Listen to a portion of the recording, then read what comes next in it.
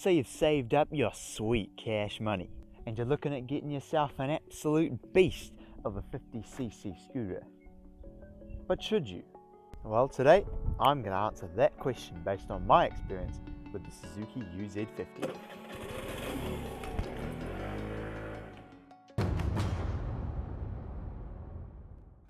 The cost to own one will depend on the scooter you have, how much you use it and where you live.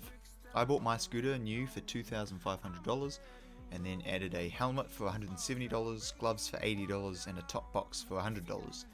Insurance for me costs $244 a year, but it could be as much as $500 a year depending on your insurance claim record.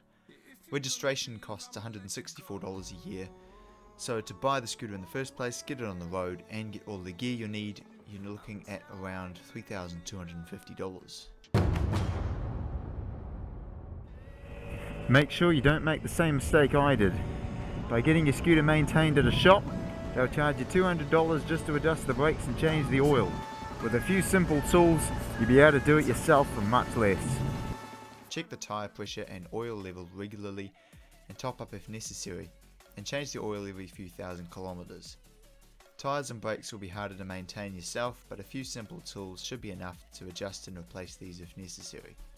Fuel costs me around $60 per 1,000 kilometers, and on a $10 tank it'll go around 160 kilometers if you live where I do. So far in the 8 months I've owned this scooter, I've filled up 17 times. Therefore, if you add up petrol and maintenance, you're looking at around $100 per 1,000 kilometers, which for me means around $500 a year to run. Well, there's no getting around the fact that 4.5 horsepower isn't going to take you places very quickly. Most 50cc scooters are electronically limited to around 50 kilometers an hour.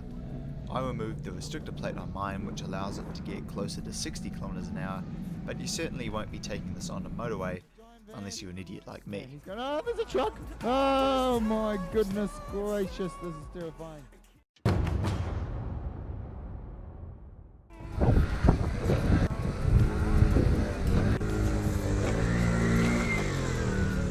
Yes. If you're on a car license and you're looking for a cheap form of transport to get you around your flat city centre, then go for it. But if you're a speed freak like me, don't buy new, because I can guarantee you'll be bored within a year and will want to sell up. If you live somewhere hilly or you have to travel long distance at high speed, then a 50cc scooter will work, but I think, like me, you'll be continually frustrated with the lack of performance. If you're in this position, then you have 3 options. Number 1 is to buy a car.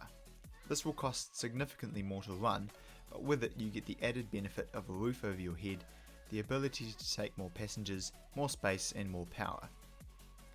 Number 2 is to buy a motorcycle. This will solve the performance problem, but like with the car, it costs a lot more to insure and register because of the crazy ACC levy and the fact it uses more petrol and requires a warrant of fitness and a motorcycle license, unlike a 50cc scooter. Number 3 is to buy a leaning 3-wheel scooter. This is the option I'll be taking when the time comes to upgrade, because even though they look a bit weird, they can be registered as cars, which makes them cheaper than motorcycles to insure and register, and they don't use as much petrol as a car. Also, you don't need to pay to get your motorcycle license. Don't get me wrong, 50cc scooters aren't bad, they're just not for everyone, and hopefully this video has helped you make an informed decision as to whether you should get one for yourself. Thanks for watching.